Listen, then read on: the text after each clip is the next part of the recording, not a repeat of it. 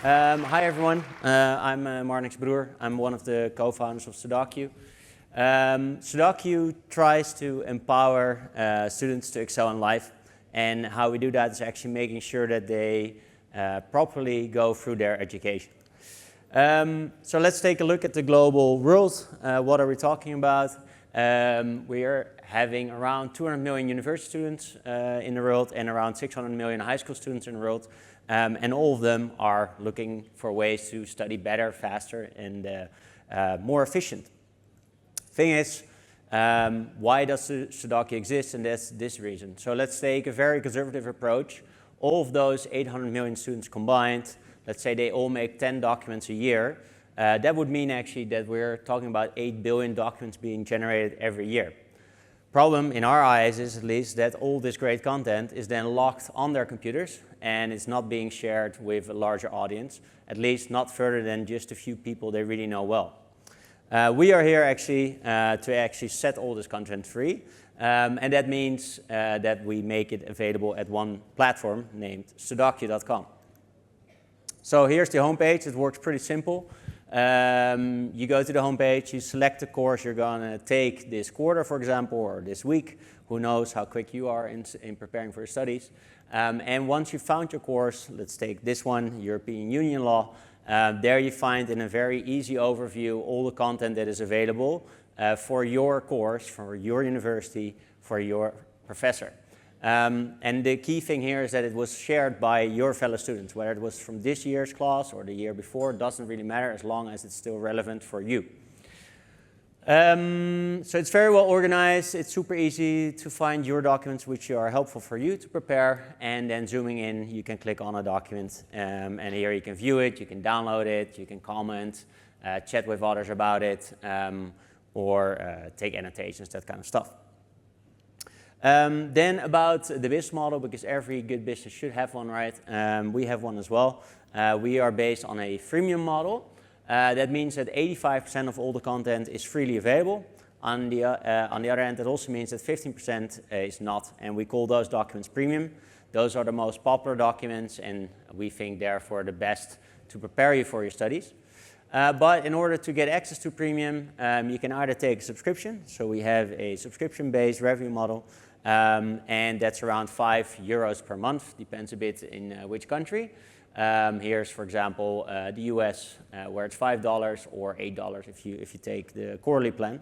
But not only you can access this by paying, but you can also access this by uploading your own materials. And that's also the key driver behind the whole model, and why it actually can grow super quickly.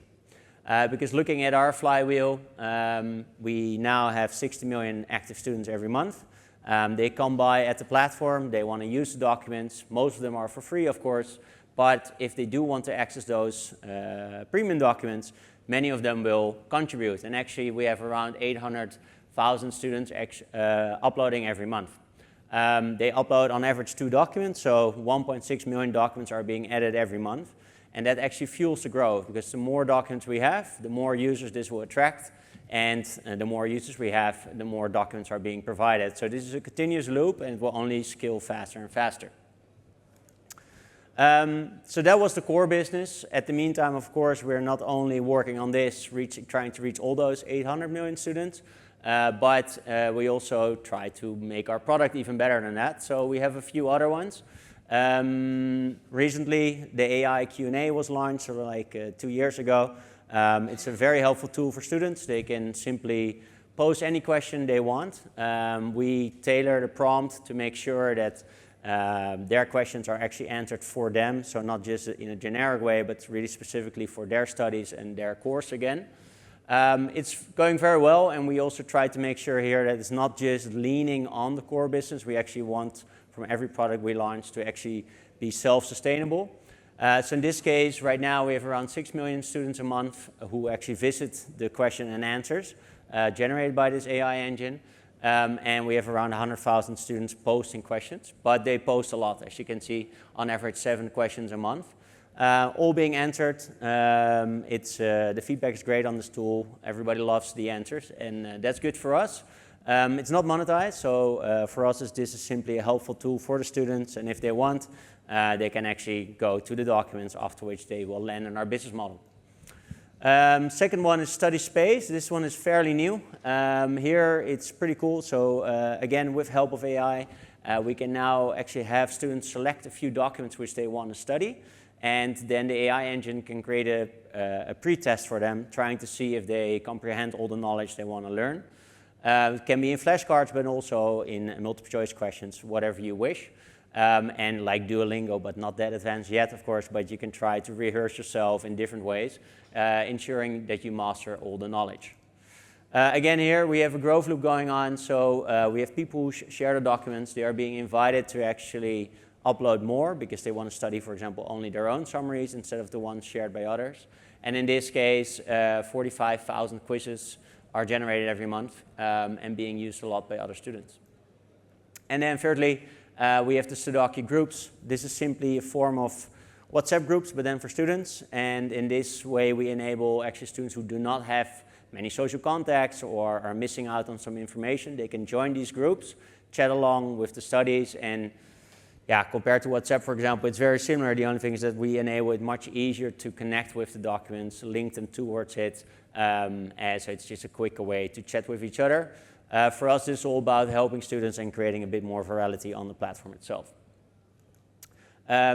Growth loop here, very simple. You have the people who send messages and they start a conversation. So this is, again, a growth loop.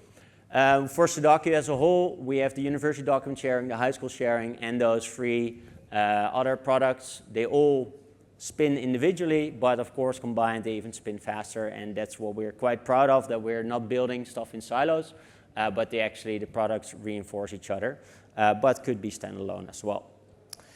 As mentioned, currently we are at 60 million monthly active users, still not at the 800 we are wishing for. I think that's maybe a bit too much of a high aim, but let's say the 600 million should be doable.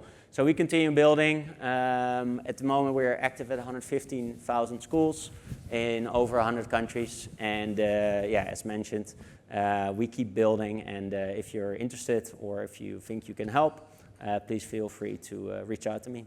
Thank you very much.